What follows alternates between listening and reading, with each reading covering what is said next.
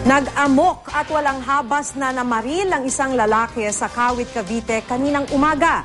Base sa pinakahuling ulat ng Kawit Police, hindi bababa sa 8 ang namatay habang mahigit 8 ang nasugatan.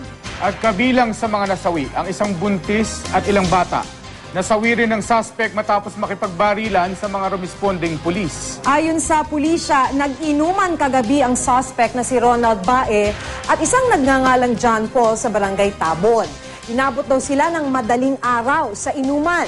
At kaninang pasado alas 9 ng umaga, lumabas daw ng bahay ang dalawa.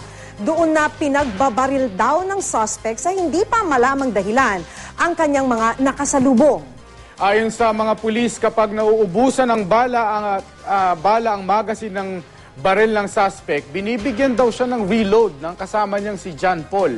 Kilala umanong siga sa lugar si Bae, bossing daw kung tawagin siya ng mga residente.